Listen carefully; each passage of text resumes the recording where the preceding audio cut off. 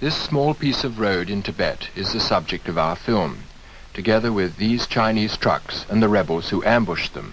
They are Kamba guerrillas exiled from Tibet, but of vital importance to India and China in their power struggle for the Himalayas.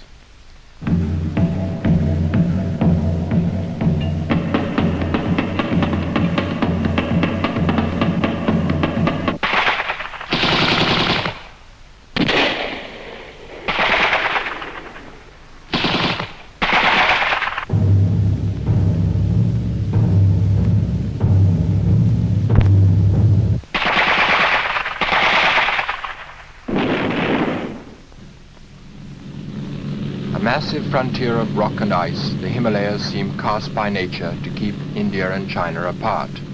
Yet somewhere below, some incident every year brings the world close to war. On our flight is George Patterson, an authority on the Himalayan conflict between Peking and Delhi. We jointly believe that the most unpredictable factor in the shifting balance of power is the guerrilla army inside Tibet. So we're flying together to Kathmandu, capital of Nepal, to contact the agents of the Kamba guerrillas.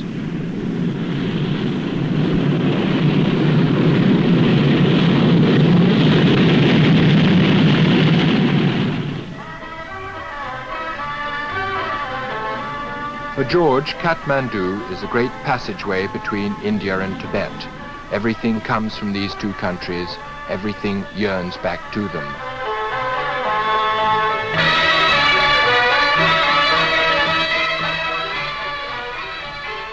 Tibetan deities and Indian gods.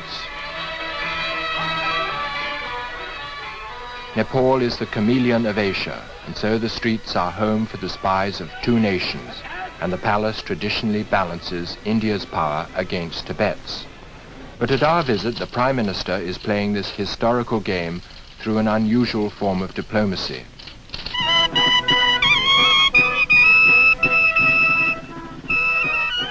To strange Nepali music, before an audience of diplomats, the king in the middle sits through a speech in a foreign language.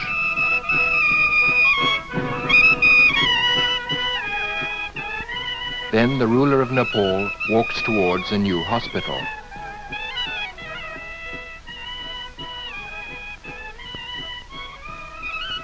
The hospital's given by people in America. Another day, another band.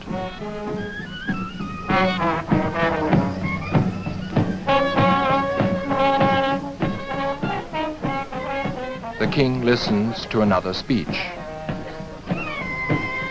And then into the terminus of a new ropeway, also given by the Americans.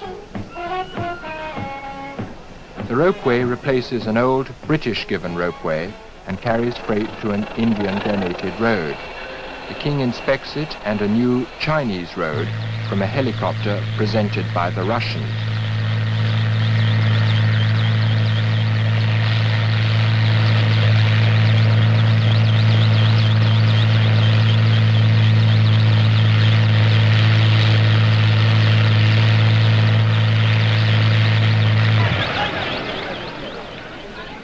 The Chinese move forward, but the Russians are waiting to help the king down.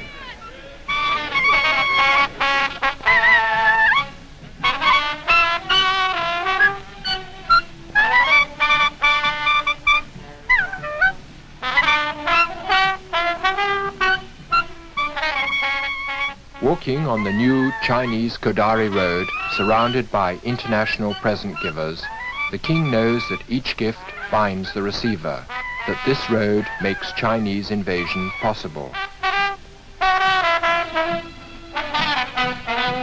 It's a slightly comic game played against powerful opponents by a lone man who can do little but maneuver. But everyone knows the Kodari road changes the game itself.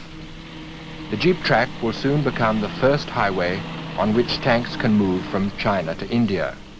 Only 15 years ago, there were no proper roads in the Himalayas, till the Chinese opened the bidding by building the first military highway in Tibet. India countered with a road to Kathmandu, then matched by Chinese routes to the frontier. Finally, crossing the Himalayas, the Kodari road reaches Kathmandu, and the city's calm seems one of suspense, as if waiting for the peace to shatter.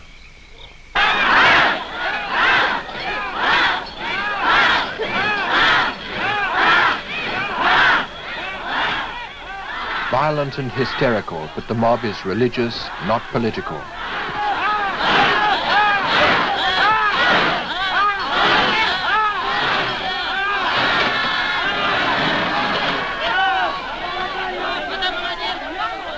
The chariots and gods of Nepal's fanaticism have always come from India or China. Just as today the idealists with a cause, who maneuver in the back alleys, are those of the outlawed pro-Indian Congress Party and the outlawed pro-Chinese Communist Party.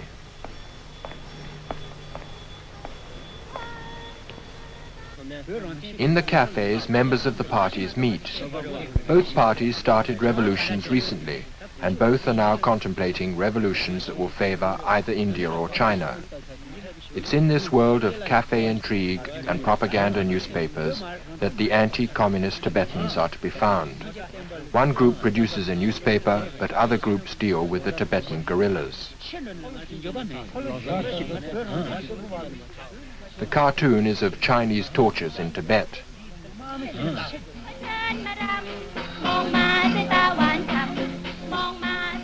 In different bars with different men, we arrange to march to the guerrillas' base on the border of Tibet, and then news breaks that an anti-Chinese politician has been assassinated.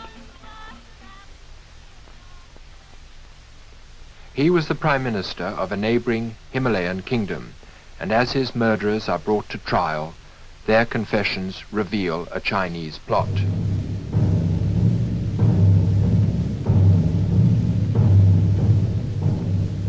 From Bhutan, the crisis begins to spread.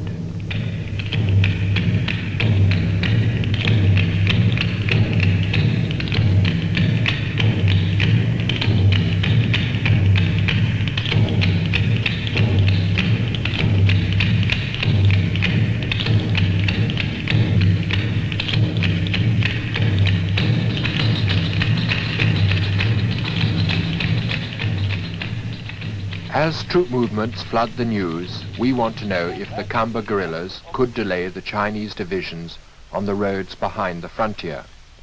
The guerrillas have 5,000 men, based on the Mustang region spread along the frontier, ambushing the Chinese highways. Our goal is a patrol at Zum Valley, near the Kodari road.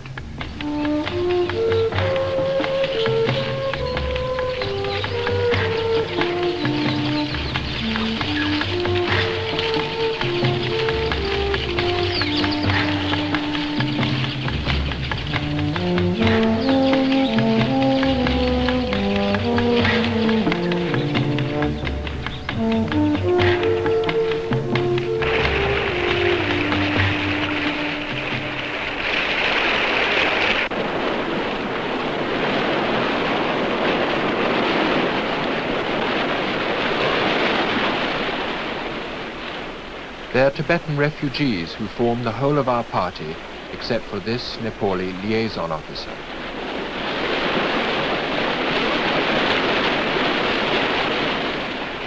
Our porters never let him discover the objective of our journey.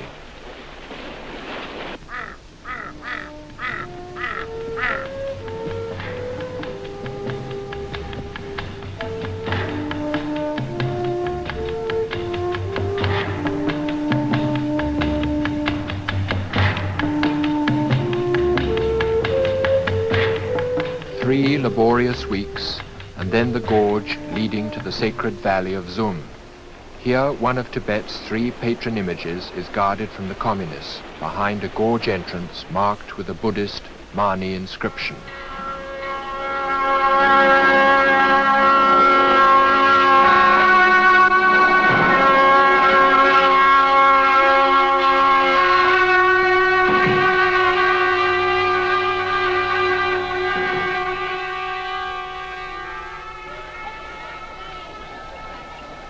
In the valley of Zum, no animal may be killed, no blood may be spilt, and the people are led by the monastery at the center.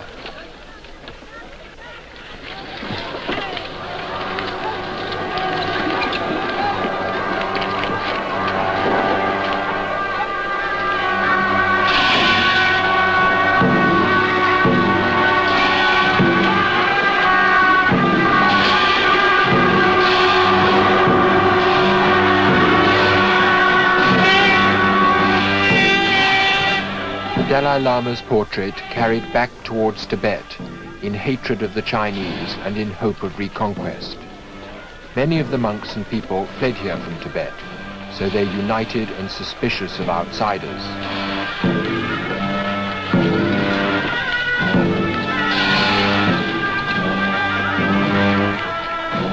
Our problem is to know which of these people are guerrillas and how to break the secret. Any man could be a Khamba without a gun, any tents could be a Khamba camp, and Tibetan valleys keep secrets for years. So in the main stone house, the chief of our porters establishes his credentials and ours before the headman. Ceremonial tea drinking goes on for several days, as we explain why we want to assess and publicize the Khamba raids. Below, in our camp, the news is that war has not broken out, but that there's still considerable tension. And then, on the third day, we're surprised to hear from the headman that some Khamba guerrillas urgently need medicine. Apparently, a small patrol is camped not far from this house, just across the valley. There are only 2 tents and 17 men, but one of them has gangrene which George is asked to cut away. His foot was frostbitten on a raid in Tibet.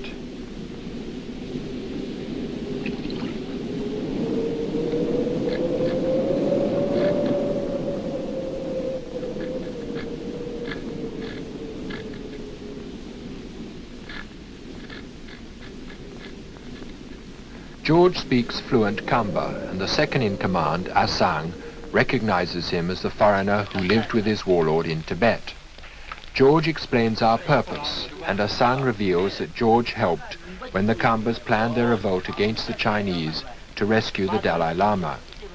So the patrol leader, Tenda, offered to take us on a raid, if this was approved, in the monastery, before the sacred image.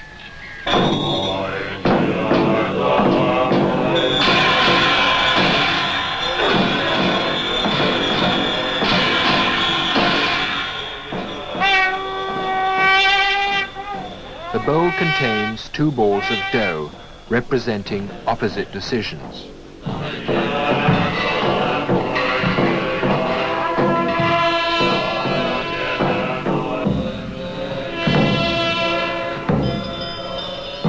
Tenda was a very devout man, and for him the paper contains the image's decision. It says we are to enter Tibet.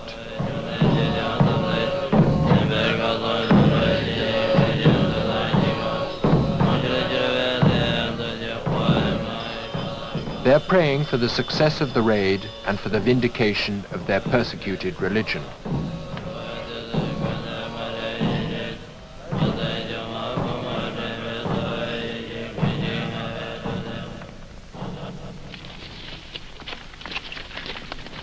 This group of Khambas move up the valley a few days later, with guns and ammunition on a pack horse.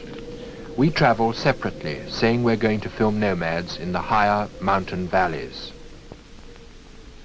These nomads became desperate under the harsh terms of Chinese government, so they fled 2 months earlier, while our Khambas fought in the rear, a reminder that people are the subject of the war and that China was accused before the UN of genocide.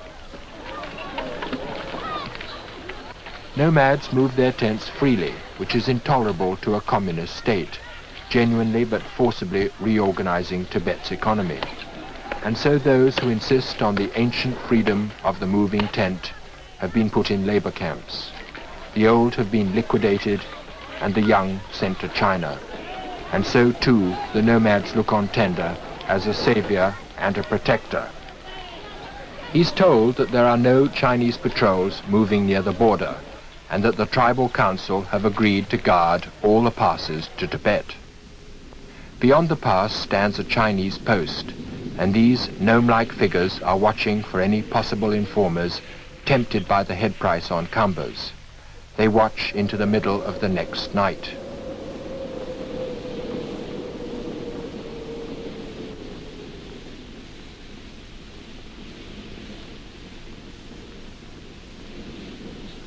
We're moving at night in case of Chinese spies. Fairly early, dawn begins to strike the tips of the mountains on the frontier. and by the time it's light, we're climbing in a part of the ranges where nobody lives.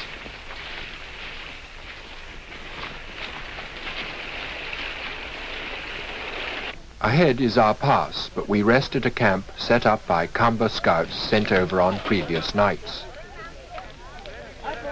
Tibetan tea mixed with yak butter. Then Tender is told by the scouts about the ambush site.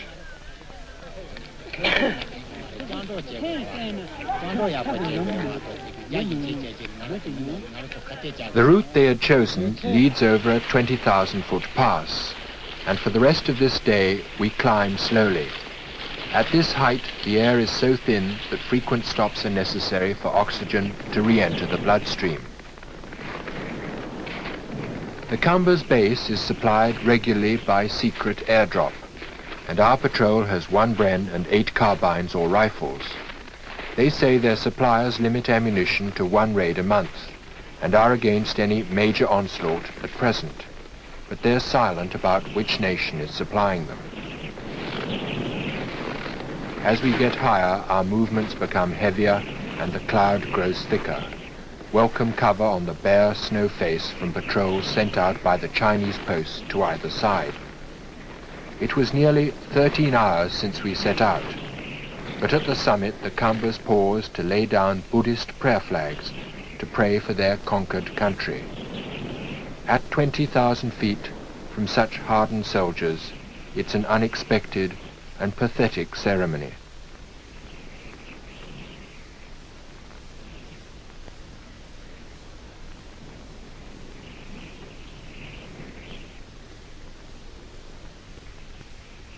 The flags are left, an abandoned symbol in the snow, as the Khambas cross the border into their equally abandoned country.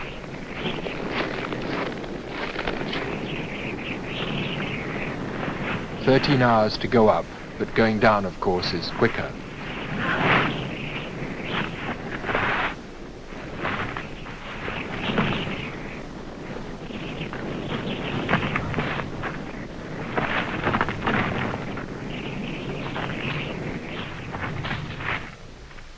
At last we see our first view of Tibet, and our route to the ambush site lies beneath us.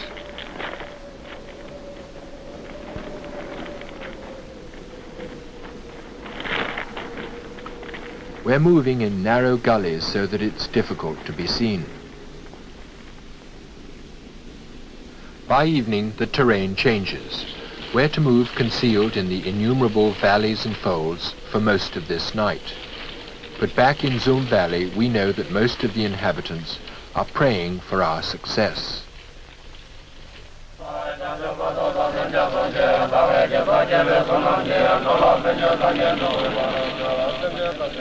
Their faces are peasant faces from the center of Tibet, without the hard look of the bandit Khambas from the east. These men traditionally fear the Khambas, but because communism forced the Dalai Lama into flight, so they have united in a holy war. And so the whole valley prayed, and the huge prayer wheel at the monastery turned incessantly on our behalf.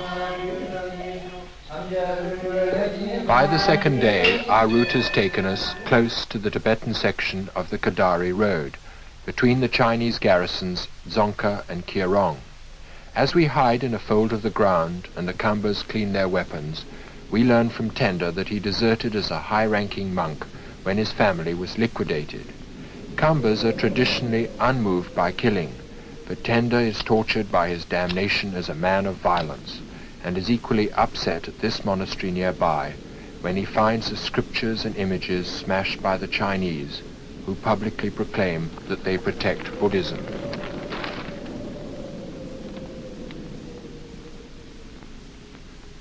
An ominous promise for the next day, his face and the dark, grim statues left inside.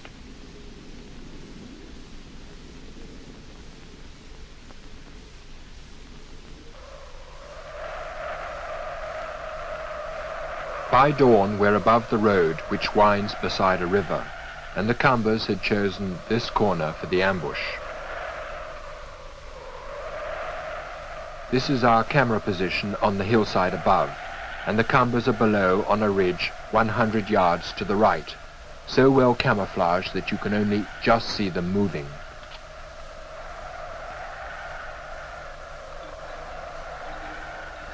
Our guard makes sure we don't peer over the ridge at herdsmen below till their backs are to us. The Kambas are nervous that the sun might flash on our lenses, and so warn lorries approaching on the road. So our orders are to sit with our guard behind the ridge till the first gunfire. All we could see were stationary trucks and bullets firing at someone hidden beneath. The back's empty, but a Kamba runs out to blast the Chinese underneath. There's a Chinese soldier. Though we can see him from our position, the Kambas can't because of the truck, just as we can't see the Chinese behind the trucks further up.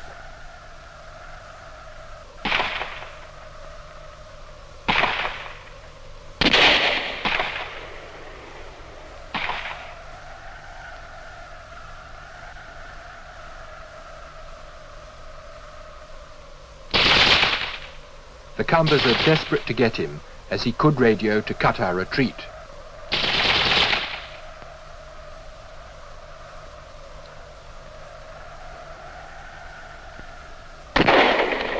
But he gets to the riverbank and slowly creeps away out of our arc of vision.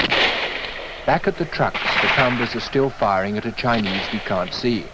We think this Kamba must have got someone, but all that we can actually see from our position is a tire punctured by his bullets. But then a Kamba we hadn't seen slowly staggers across the desert, almost under us. Immediately comes the signal for retreat and all the filming to stop, so that they can get the wounded man out. You can just see a blood stain on the back of his left shoulder. And this diagram of the trucks and road shows what happened, as it was sorted out afterwards. Most of the Kambas were on this corner, and with accurate shooting killed the drivers of the first 3 trucks in their cabs. Another 3 or 4 Chinese hid behind the trucks, until Tender got most of them with a grenade. But the 4th truck stopped closer to our position, so though we could see the man who escaped, most of the Kambas couldn't. And when the Chinese ran to the riverbank, out of our camera's arc of vision, only one Kamba went after him. This was Gabo, the eldest. He must have gone berserk, for instead of shooting, Gabo ran up close to stab. But when he reached for his knife, he remembered he'd lent it to someone the night before. Just then the Chinese shot him with a Mauser, and when they grappled on the ground, knocked him partially unconscious. Soon after, the Bren gunner killed the Chinese with a grenade. But when the retreat had been ordered, and he and Tender had carried the old man to a concealed gully, he apparently died in their arms. So they took his religious god box, which never leaves a live Kamba, and we started a non-stop 15-hour march for the pass, racing the Chinese patrols trying to cut us off in the mountains. And 3 days later, back in Nepal at the Kamba camp, a spy from the Chinese garrison at Kirong is being questioned by Tender. The information is that the Chinese reached the ambush shortly afterwards, but he tells Tender no Kamba bodies had been found. Then a local Tibetan brings the amazing news that high in the mountains, above the cloud covering our valley, Gabo, who we'd left for dead, has been found staggering into Nepal. George peels off his blood-stained clothes.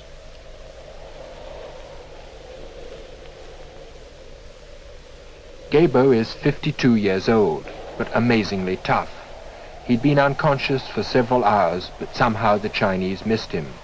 And then he'd woken up and staggered back, wounded and foodless, dodging the Chinese patrols.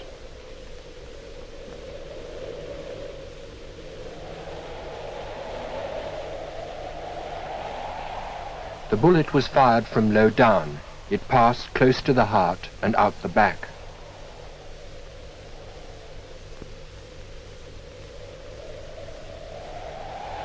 The cuts are where the Chinese battered him with a stone.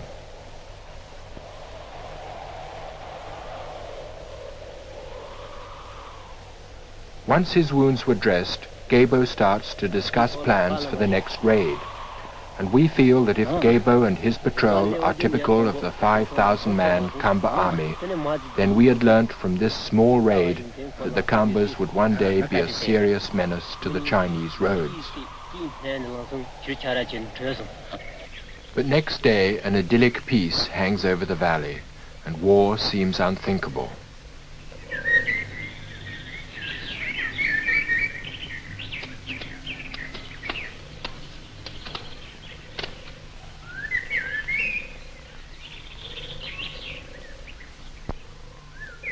But from under the Himalayan calm, the signs of religious violence break to the surface in a ceremony for the patron deity of Dzongkha, where the ambush trucks came from.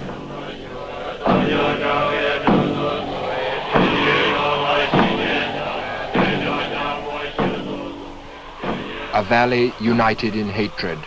Perhaps the demons of the past are no match for communist China, but they unite the exiles in a craving for vengeance. And in any war between India and China, the hatred swirling about the demon could block the roads when the pinprick raids become the invasion of the Kamba army.